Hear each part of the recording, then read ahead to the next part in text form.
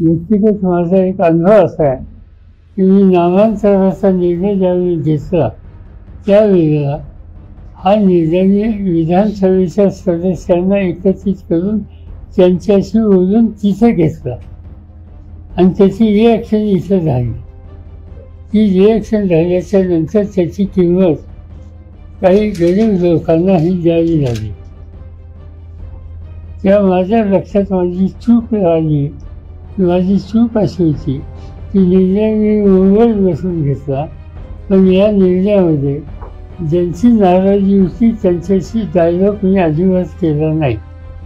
आणि त्याच्यानंतर मी स्वतः बाकीचा कार्यक्रम थांबवला आणि मराठवाड्याच्या जवळपास सगळ्या कॉलेजेसमध्ये मी स्वतः गेलो, विद्यार्थ्यांशी बोललो, सुसंवाद साधला आणि त्याच्यानंतर एक वर्ष 2 वर्षांनी त्या निर्णयाला विरोध लोकांचा झाला होता. त्या निर्णयाला लोकांनी सहमती दाखवली.